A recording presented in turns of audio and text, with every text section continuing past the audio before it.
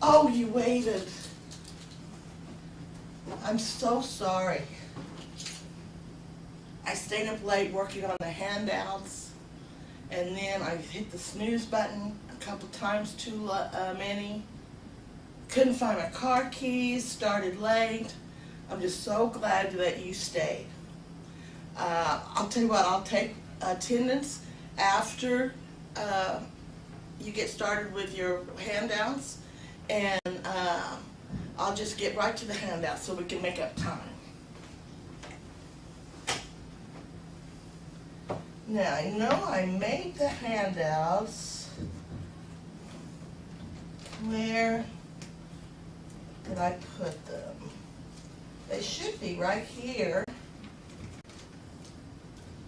No, those are for my next class.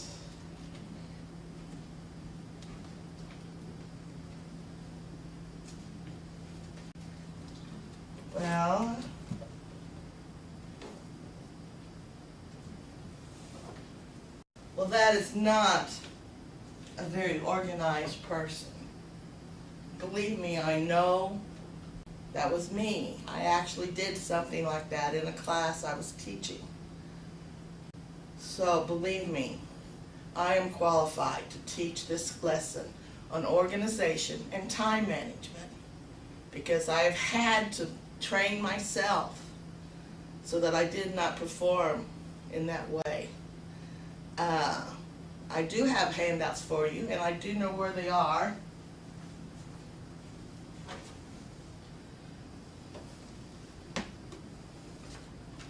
They're right here. Being disorganized, or you're just unable to find the time that you need for all the different activities in your life, is not who you are. It's a result of the choices that you make on how you do things. Now that's important for you to realize and to admit to, because Stephen Covey in his 7 Habits of Effective People, my salvation in this regard says that until you're able to say, I am where I am because of choices I have made, you can't choose to be otherwise. So just admit it, you made wrong choices. Now you can change what you choose to do, and you can become more organized and a better time manager. Now then, disorganization. Why is organization and time management connected? Well, to begin with, if you're disorganized, you're wasting time. You're looking for things. Where did I put it? When did I have it last? You're paying bills late. You're, believe me, I know. I've been that way. Now, what happens in an organized person? Well, I've got my sources. Very organized people that have been around me, and a lot of this stuff I'm sure that you've heard since you were tiny tots. I had too. I just chose not to do it. But when you do make those choices, it will improve your life. Number 1, a place for everything and everything in its place. Now then, I've heard that from my mother since I was 3 or 4 years old. But it's true.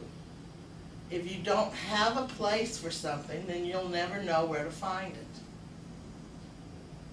Number 2, never put anything down if it's not where it belongs. Because the result is you're going to have to come back later and pick it up because it's not where it belongs. And at that time, you may not remember where you laid it down. So always remember that. Now, it's easier said than done. That means you have to be aware of what you're doing. So if someone comes in and questions you or interrupts you or asks a question, you can't totally focus on them and put down what you're doing, because it may not be where it belongs, and then you won't be able to find it. You have to be aware of what you're doing with your things. Oh.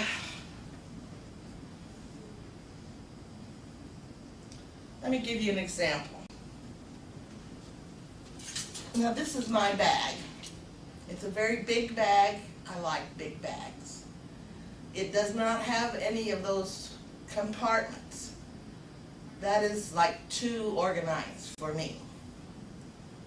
Alright, it's like forced organization. I'm not very well with that. But it is big. And for me, it is organized, because I have several smaller bags inside. I have family pictures in a picture. I have a wallet, carries my money and my IDs and things. I have a little bag for odds and ends that would be loose and I wouldn't be able to find in this big bag. I have a pencil case. Pencils, erasers, ink pens, Correcto ink, everything like that. All my banking stuff. So, it is organized in my own way. However, keys were a problem. You can imagine how much time I spent digging in this purse for keys. Well, someone gave me the idea. These little clips. These are my school keys, and these are my car keys. Okay, whenever I leave my car, I clip this somewhere. If I'm carrying this bag, I clip it on my bag. If I'm carrying a camera case, I can clip it on the camera case. I clip it on a strap. I've even, when I wasn't carrying anything, hooked it on my bra strap. It'll work. But then I have my keys. Now then, the next thing in organization is to have a backup plan. Believe me, no matter how organized you become, there's still going to be times when you misplace things. Let's be honest. So, for my backup plan for my keys, I have a set of keys on a magnet under the fender of my car, so I can get in if I lock myself out. If I can't find my keys at home before I leave, I have another set hanging on the door on a little hook. So if I can't find them, I use those and then put those back on the door and then I look for my other ones later. Okay, so disorganization wastes time. It's a loss of concentration. All that morning in that example I gave you, was I at any time thinking about the class I was going to teach? Was I reviewing the points I wanted to make? Did I check to see if I had the handouts? No, because I was late, because I couldn't find my keys, that was all I was thinking about. Now then, being disorganized also costs you in self-confidence.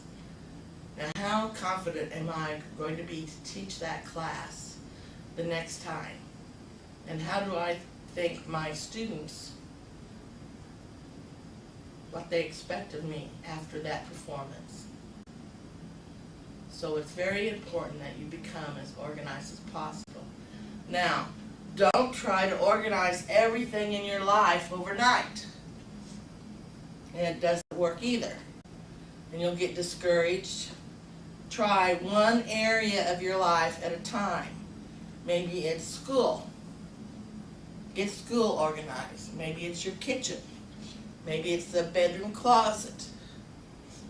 Little pieces at a time. and get the routine down of what you need to do every time before you start trying to do everything at once.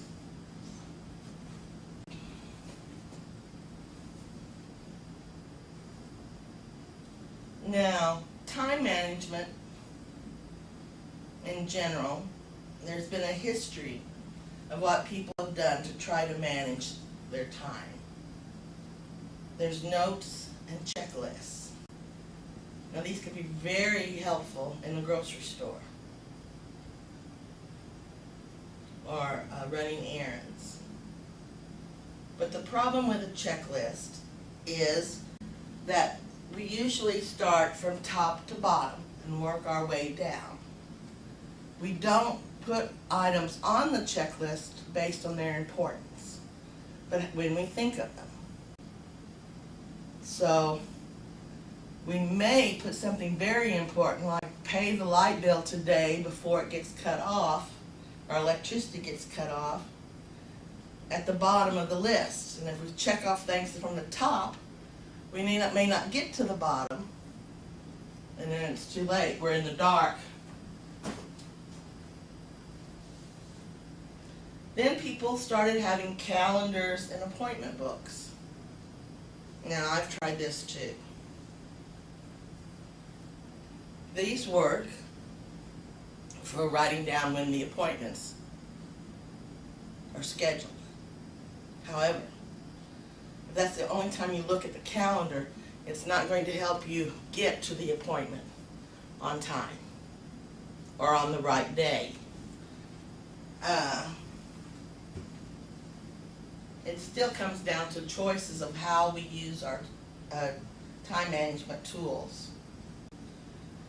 After calendars and appointment books, it became evident that we needed a way to prioritize things that were on our list, to put the most important things on the top so that we could do those and not have our electricity turned off. And then we figured that everything on the list, if it was important enough, even if we didn't do it that day, the next day it's still on the list, it's still important, and it would move up higher.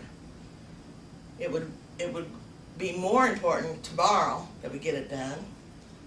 And in that way, we would take care of the important things. If it wasn't important, it might even fall off of the list and it not make that much difference.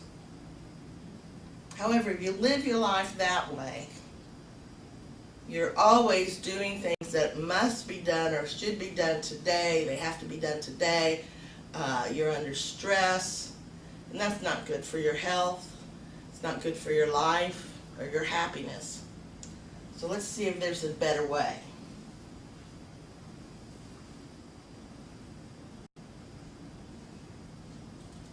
The fourth way I want to just give to you is preserving and enhancing relationships and accomplishing results in every area of your life.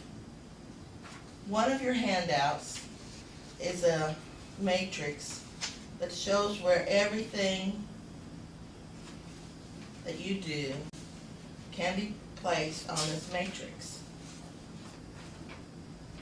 The horizontal axis is urgent and not urgent.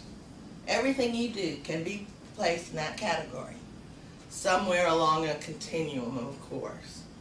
But urgent could be you have gangrene in your foot and they need to amputate. It also could be a ringing telephone. How many of us can ignore a ringing telephone? Not urgent might be your blood pressure. You've got high blood pressure today and you may have it a long time, but eventually it's going to cause you serious problems. All right. On the vertical axis, you have important and not important. We can have very important telephone calls, and I know we've all been in situations where we were waiting, you know, a birth of a baby or results from tests. Not important. Well, I don't use the telephone very much for not important. When I grew up, we had a party line. We had 9 people on the same line. And my father was very strict about when I called anyone, why I called, and how long. I had to have a purpose. I asked the question and I hung up after I got the answer. That was it. But today, I don't know if you have a teenager, they're on the phone all the time, and all of those can't be that important. Okay. Where do you want to spend time on this matrix? In order to be a wise time manager, you need to spend most of your time in quadrant number 2. This is the planning, the designing, the research, all the things that have to be done before action is taken. Now, if you're just starting out, we all have 24 hours. How are you going to get more time in this number 2 quadrant? Well, the urgent and important things we can't bother. They are urgent, they need to be done now, and they're important that they be done now. So the only quadrants that we can really get things out of, is to be out of the 3rd quadrant, which is not important and urgent, and not important and not urgent. And the matrix here will explain what some of those things are. But in order to get time from those quadrants, we have to learn how to say no. And for many people, that's very hard. I'm a pleaser. I think people will like me if I do what they ask, if I cooperate. And that's okay. I like being mad, but it does take up a lot of time. So you have to learn how to say no. At the beginning, I wasn't very well practiced at it. And I just couldn't get the word no out of my mouth. So when people would ask me to be a chairman for a committee or take a class or babysit, I couldn't say no. So what I would say is, I'm not sure I can do that. Let me get back to you. So I didn't actually say no, but it gave me time to think about it and base my answer and express myself in a way that would be not upsetting to that person, and that helped them understand where I was coming from. So just say, I'm not sure, let me check and I'll get back to you. All right. Now then, another way to find time, I know I thought I didn't have any time, but I've included in your packet a time log. And it just says an activity, all right, breakfast. I started breakfast at 6:30, got finished at 6:15, that'd be 15 minutes. Did I plan to do that now? Yes. Notes. It was healthy. Okay. Everything you do, write it down. How long did it take? Did you plan to do it now, or is it something that sprung up you weren't expecting?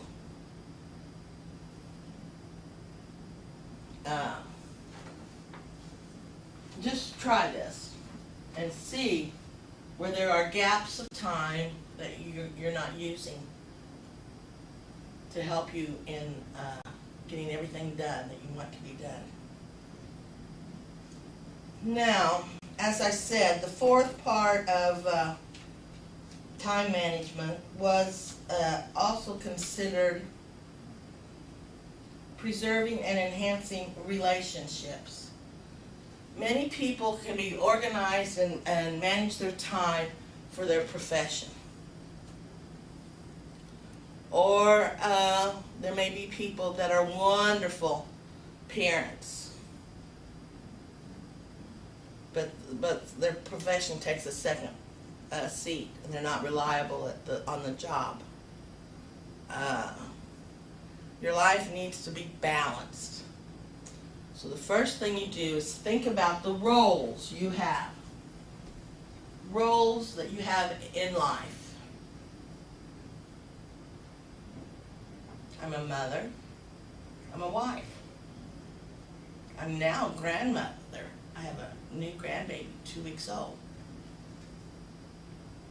I'm a teacher. I'm a student. I'm a Christian, and I belong to a local denominations church in our community. And there are professional associations that I have. And I'm friends with neighbors. All of these are roles that I have in my life. And I need to balance all of those roles. So, the next thing in your packet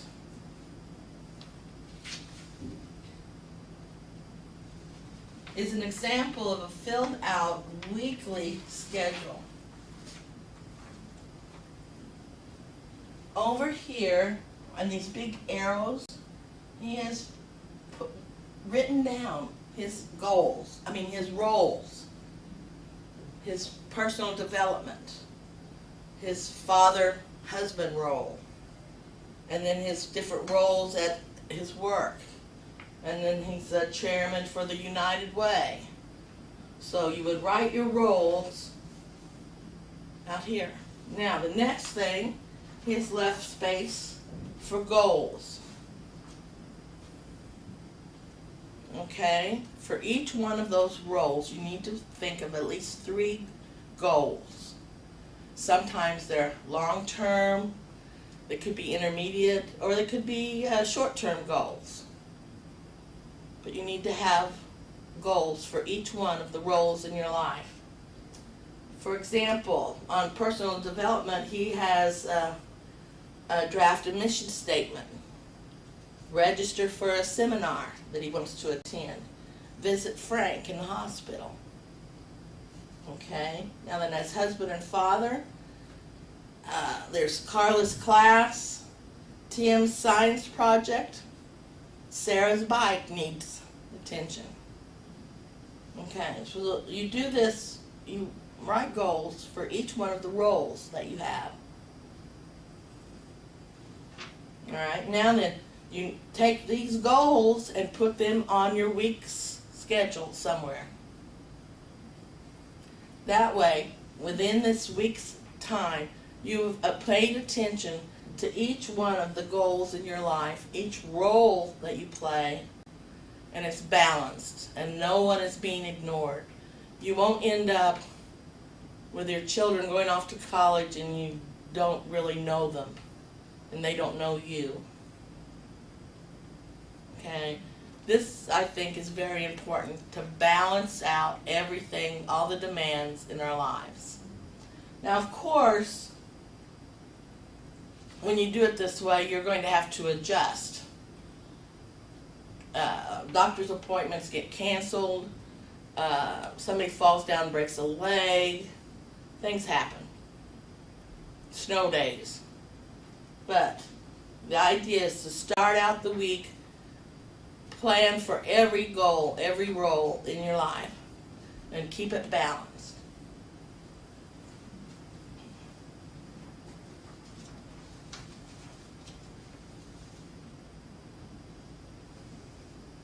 Now, how do all these tips on organization and time management apply to you?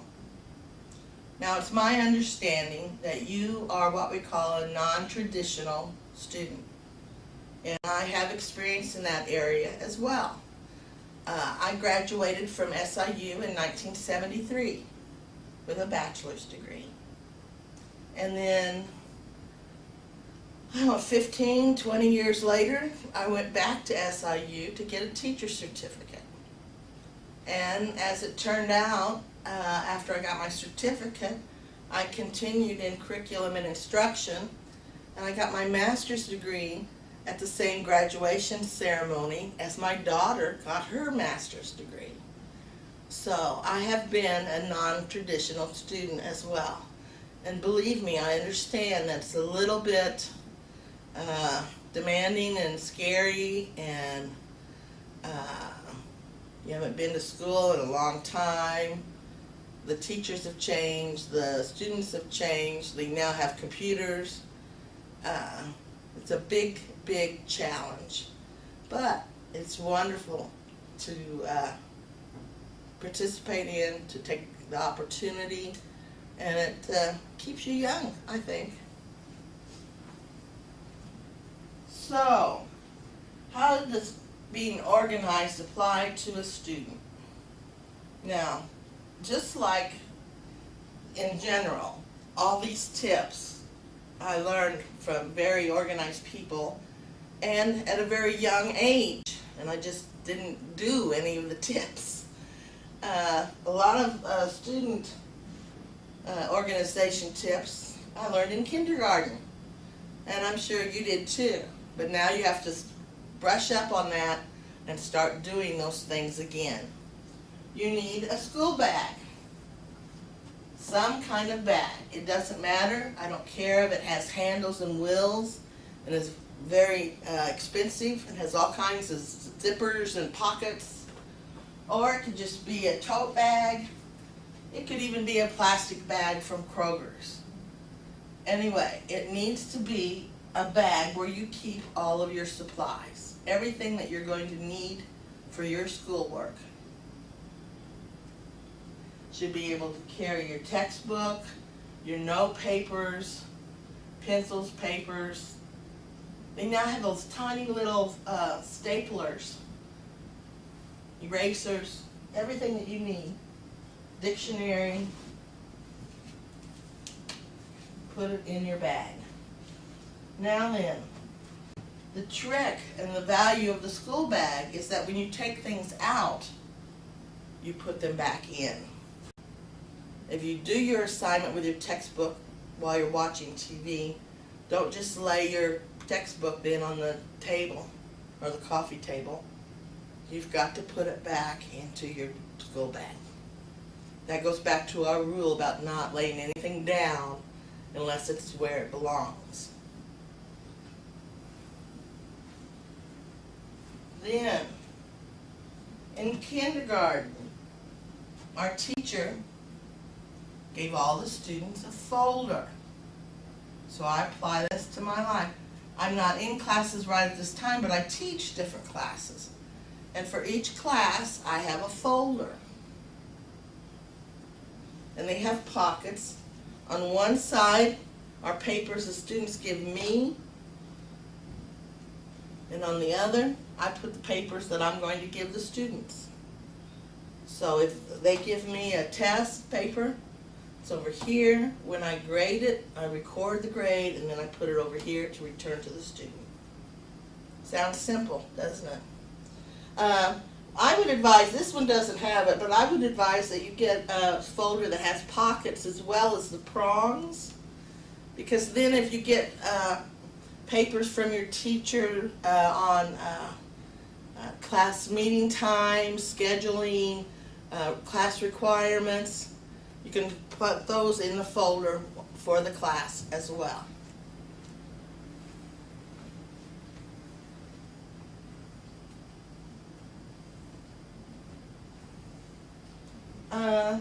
The next problem I think most students have when they come back to school after several years is note-taking.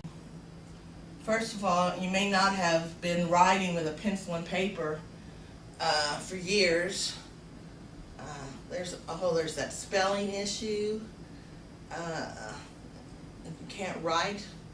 You may not understand what the teacher is talking about. How can you understand what's important? And I guess you have to write down every single word, and that's not possible. So this is what I did, and it seemed to work for me. I tried to read in the textbook the assignment material before class. Then I would, now reading, what do I mean by reading? This is not reading the newspaper reading. And it's not reading the new Twilight series reading. This is active reading of material that usually is not really a page turner. Usually it might want to put you to sleep when you're trying to read it. So how you read it is important. You have to actively read this to learn. So what do I mean by that?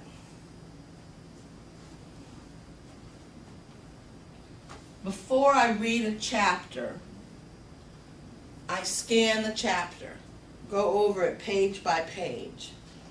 It's kind of like a sneak peek of coming attractions. It lets you know what that chapter is about. So then you don't get in that situation where you read 3 pages and then you figure out, oh, that's what he's talking about. And then you have to go back and read the first 3 pages again in case you missed something important. Okay, look at the pictures, look at the charts, look at the headings. No, there's going to be 3 sections, and each one is about what is each section about for this topic. Okay? Then as I read, I take notes on what I'm reading.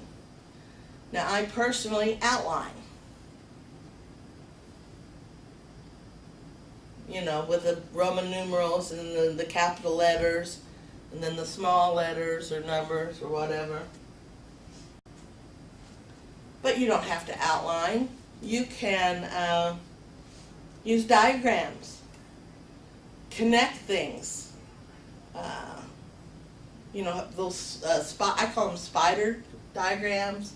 Put a circle in the middle, that's the chapter, and then the lines for each section. And then important facts, connect to each line. You can make it all in different colors, whatever you like. The important thing is that in learning, our brain works best when information is scaffolded. It's connected. You need to connect it with something you know, or make it familiar to you. So I found it very helpful to read the material in the textbook before class. And I also wasn't concerned about saving paper. I only used one side of the page, and I left plenty of space between sections and between facts. And there's a reason for that, I'll tell you later.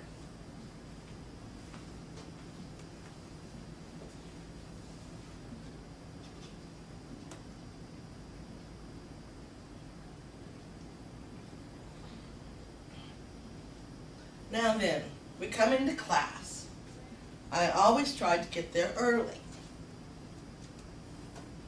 because I wanted to be concentrating and thinking about the class and not hurrying and rushing, not to get killed, running a red light and running, and do I have everything that a disorganized person might go through. I want to be organized, I want to have all my materials, I don't have to worry about it, everything's in my book bag, and I want to get to class early. Then as I'm sitting there in class, I get out my notebook, and there's my outline of the material that we're going to go over today. It's the first day of class, and I've got the first chapter outlined. Now what do I do when I'm taking notes? Well, if the teacher is using that textbook, hopefully, if you're lucky, he's going to start with chapter 1. Sometimes they don't, so you're on your own. But he will give you a syllabus, and he will tell you what chapters are going to be covering the next days. But that first chapter is not wasted because you understand what is in that book and what the text is going to be showing you and how the text is set up. You know how it's divided in section, you know whether they outline. You know if they put the vocabulary words in bold print. You know that already from reading that chapter ahead of time. Now then, if you're lucky, and he does do chapter 1, you don't have to write down every word. He's going over the chapter. Now, if he tells you something that you had in your outline, all you have to do is underline it or put a star by it. and make some kind of notation that he mentioned it in class. Now to me, that means that I thought it was important when I read the chapter. My teacher thought it was important because he mentioned it in his lecture. So it might be important enough to be on a test, and that would be something I'd want to study. Now then, another thing teachers put in their lectures are examples and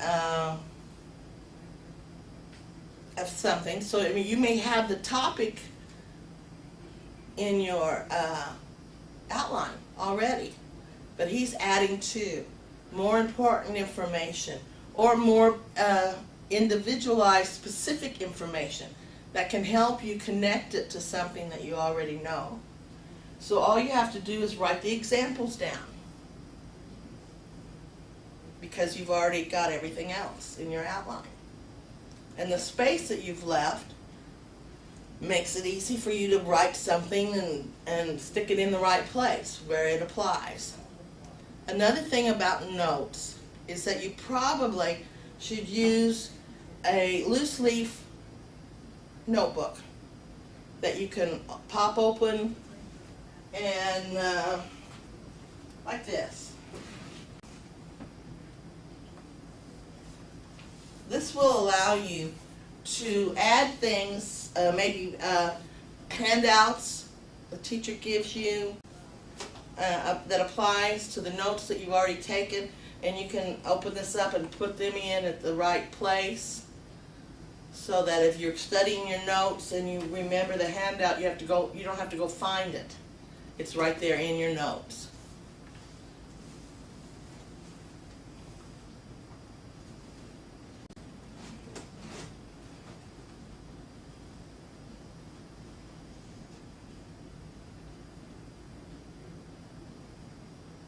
Now then, tomorrow's class comes.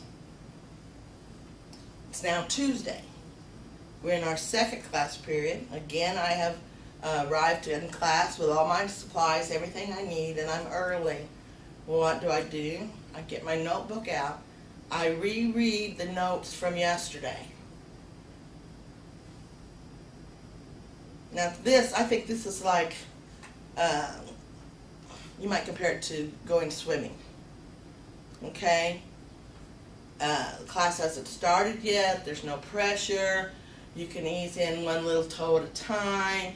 You can read it again. If you don't remember, you don't understand something today that you thought you had yesterday, you might make a note to ask the teacher a question about it before he starts. Things like that. Okay? It's not like just diving in over your head when he starts teaching and you're starting cold, and it's hard to connect what he's saying today with what he said yesterday if you don't remember what he said yesterday. So I always like to review my notes from the day before. Then I knew where I had been and I was ready to go forward.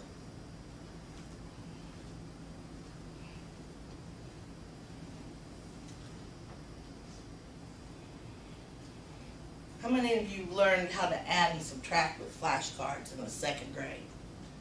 You know, that's a great technique. Get some index cards. Write your vocabulary words or different facts that you need to remember. Sometimes the memory work is pretty hard for us after we've been out of school for so long. And I tell the truth, I can't even remember people's phone numbers anymore because I've got them programmed in my phone. But if it's something you're going to have to remember for the class, put it on a flashcard. Then carry those flashcards, maybe not in your school bag. Carry the flashcards somewhere that's going to be with you wherever you are. I would put them in my big duffel bag. Guys could put them in their jacket pockets or something. Have them with you. Then that way, when you're waiting in line, you can whip out those flashcards and go to three or four at a time. You can, while you're waiting at the dentist's office or the doctor's office, go over those flashcards.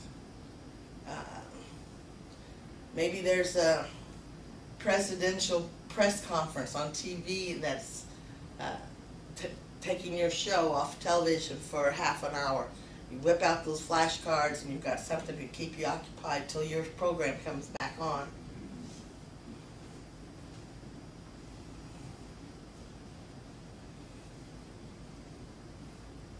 Now when you schedule your classes in a college, you don't get to take the classes when you want them.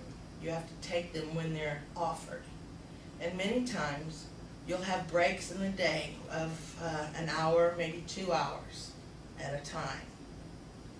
Now, remember, time management and being organized are choices. So what you do with those times, those breaks, whether you run off campus to McDonald's, or if you go shopping, that's one choice. Another choice might be to go to the library or go to the computer lab. Do the research on the project you know that's coming up. It's not due yet, but you've got time now to do it. Why not do it? And then always remember that it's easier to keep up than to catch up. You need to do the reading ahead of time. You need to do the practice with each lesson when it's assigned. You need to keep up with every day's activities. And that will help you retain the information that you're trying to learn. And another thing is that you'll learn never to procrastinate. I have always found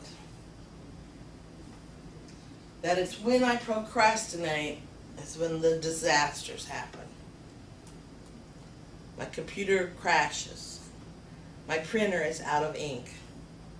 Thank goodness Walmart is now open 24 hours a day. Several times I've gone to get ink for my computer at 2 or 3 in the morning. Don't put yourself in that situation. Don't procrastinate, because that's always when things go wrong. Do it ahead of time, no problems, easy sailing. Easy, a lot easier to say than do, believe me.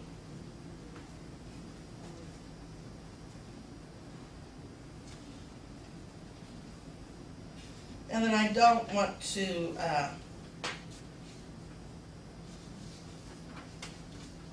leave you in a situation where you're thinking, I can't do this is too much. Remember, you can eat an elephant. And how do you do that? You buy one bite at a time. Take one step after another. Okay, let me give you some encouragement.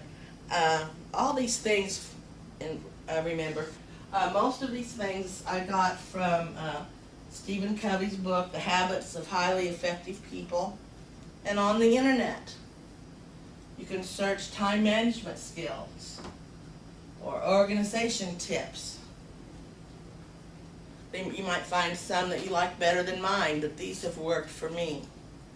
But I found this on the internet and I thought it was very good. Carter Scott's Rules of Life. Well, there were 10 of them. I liked 8, so I gave you 8. 1, you will receive a body in life. Love it or hate it, it's yours, so you might as well accept it. Rule number 2, life will present you with lessons. Don't we all know that? Rule number 3, there are no mistakes, only lessons. So we learn when we fall, when we fail, and that's a lesson that we learn and that we can go on. Rule number 4, the lesson is repeated until learned, as many times as necessary. This is the one that really throwed me.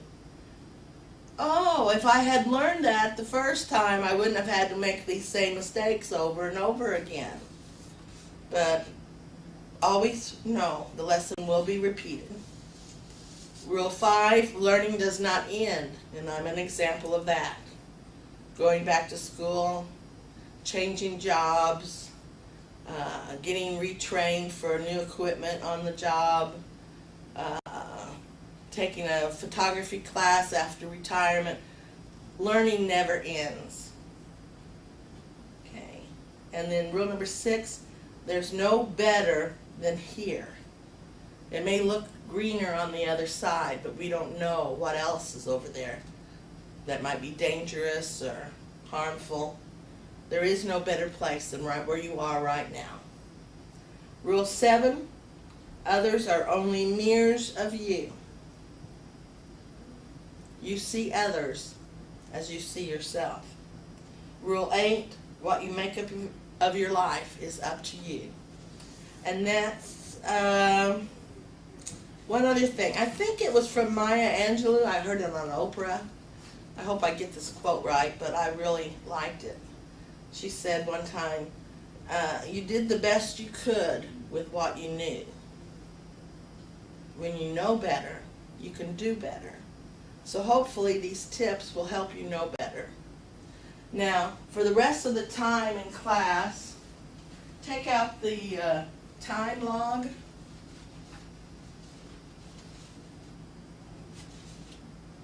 And just start it for today. Log every activity that you've had so far today, and get up to where you've watching a time management class for 50 minutes. And then continue on and finish it out for the day. And you're free to make copies. The assessment.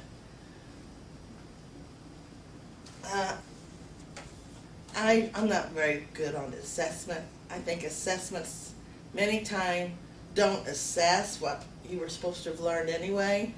It might assess your ability to write a paragraph or to make a PowerPoint presentation or your ability to give a speech before a class. But I don't think any of those things really assess your knowledge of the material that you were there's many ways that you could learn that material. The only and best way to assess this, I think, is that you assess it. You try these tips yourselves. It doesn't matter whether I think they work. It's whether you think they do. So try them. See if they help in any degree. If not, don't stop. Get on the internet and look up and find other tips. There's as many different ways, to do things as there are people. And these are just the ways that have helped me. And I thank you very much.